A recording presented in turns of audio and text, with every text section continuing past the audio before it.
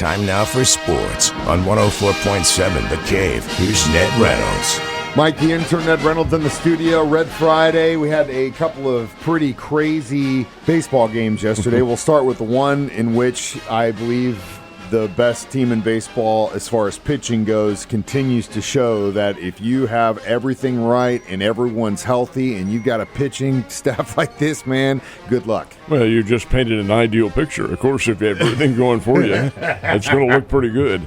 The Dodgers have a very good team. Yeah. And it's a team that for some reason kind of sleptwalked through the season. Then they won their division and all that sort of thing, but they didn't actually overpower people and didn't have the best record, but they are the best team, at least and we share that opinion. Outstanding. The pitching was just great. Both Milwaukee Brewers and the Dodgers had great pitching last night. Dodgers had a little bit better. Tyler Glasnow got the start. They yanked him after 5 2/3 innings because he had exceeded his pitch count, but he'd already struck out 8. He was on the way to striking out 13, 14, 15 Milwaukee Brewers had he stayed in there. 4 other relievers, they just completely blanked the Brewers and just couldn't do anything. Milwaukee couldn't get those key hits. The Dodgers did get the key hits. Mookie Betts and Tommy Edman, a former Springfield Cardinal, did get key RBIs in the game. 3-1, the Dodgers win, and the Dodgers could go to the World Series with a win today. Man, crazy. And that's in L.A., isn't it? It is in L.A., Yeah. Dodger Stadium. I bet we're talking about good pitching. I bet the Mariners are sitting there thinking they wish they had at least 1 or 2 of the guys on the Dodgers team on their team because they got blown up by the Blue Jays. What's interesting is that the Toronto Blue Jays started 2 pitchers. Now, the first one was relieved in the first inning, and the second one went 5 innings. Yeah. These are both pitchers, teammates at Crowder Junior College in Neosho. And they're in Toronto, And Toronto, they're in a Canada. championship series. That's pretty cool. And that's the Crowder duo of Aaron Ashby, and Jacob Mizorowski, and Mizorowski pitched great. Ashby got yanked in the first inning after giving up 2 hits, no runs, but 2 hits, and on only a third of an inning. Mizorowski throws 5 innings and strikes out 9. 9 in 5 2/3 innings. The guy is throwing over 100 miles an hour. Tremendous. His accuracy still has to be fine-lined a little bit, and he has to work a bit on his breaking pitches. But in terms of velocity, oh my goodness, a big, tall, skinny kid from Green Valley up in the Kansas City area, but went to junior college at Crowder Junior College in Neosho, as Ashby did, and that was enough.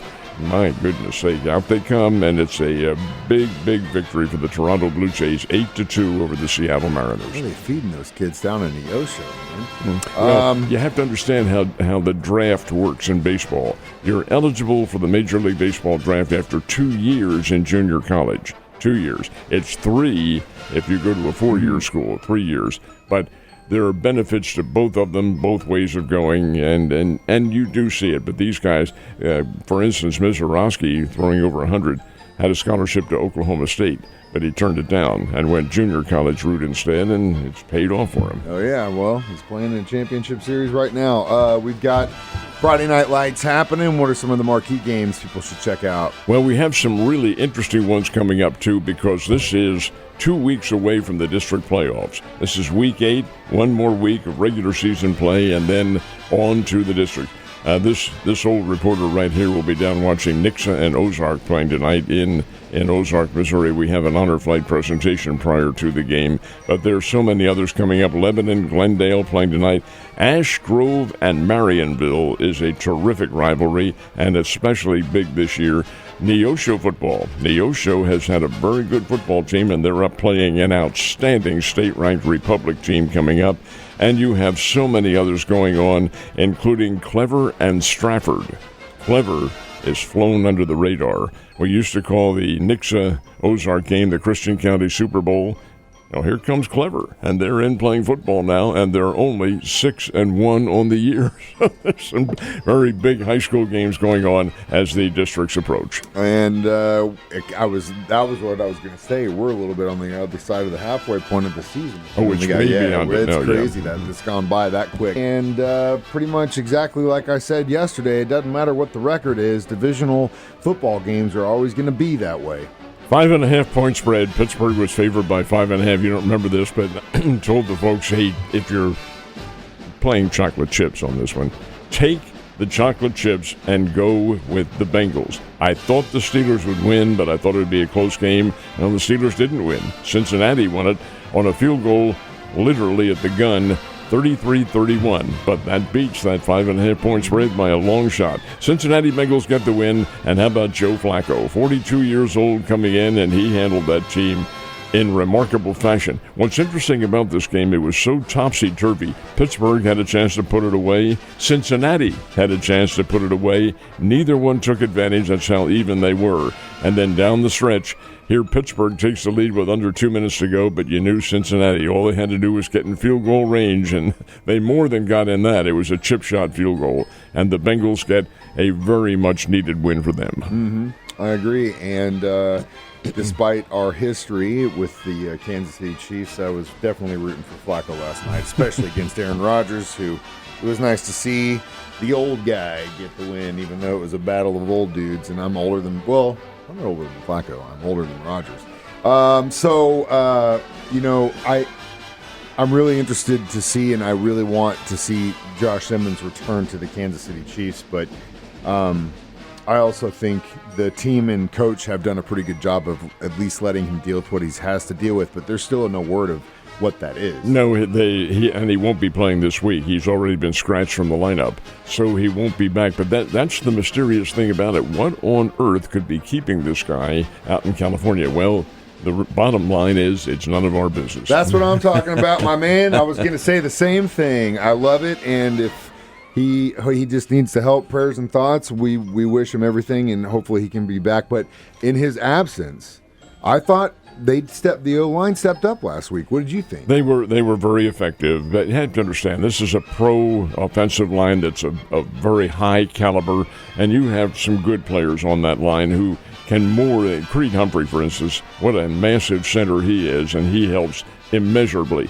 So, and it's not a one-man game. Yeah, you'll have Rice back in tomorrow, on Sunday, I should say, and Rashee Rice will be a big help to the offense, but it's not a one-man game. The same with the offensive line. Simmons has been a great help in protecting Mahomes, but the substitutes will be their pro athletes as well. Bottom line is this, not our business. He's out. Josh Simmons, the number 1 draft pick for the Chiefs, is out. He's away somewhere. It's rather mysterious, but again, it's not our business. Whatever it is, it'll rectify itself, and he'll be back before too much longer. At least we hope he will be. The Kansas City Chiefs, again, are facing off with their divisional rivals, the Oak. $10. Man, it should be like $30 at this point, because I've been to Vegas a million times to see these guys play each other. Las Vegas Raiders, battled and injured Raiders, if you will, but again, last night proves that anything can happen, man. So they don't look past them. And they being the Raiders, always play the Kansas City Chiefs tough. That's why I'm telling you, this is a 12.5-point spread for Kansas City. They're favored by 12.5. Take the points. No, I don't think they'll win. The Raiders won't win the game, but 12.5 points is an awful lot to give up in the National Football League. And you're dealing with Pete Carroll. He is their coach, and Pete Carroll, gang, is no slouch. He has a great way of being able to motivate teams. He did it with the Seattle Seahawks. He did it with the USC Trojans. I mean, this guy's a really, really good coach.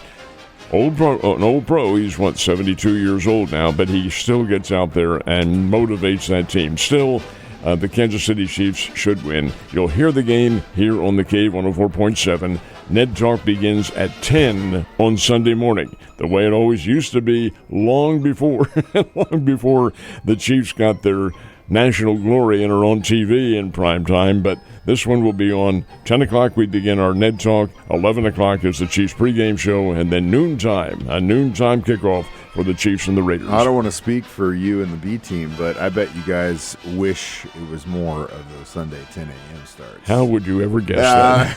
Because I know you well, sir. Have a good weekend. I'll see you on Monday.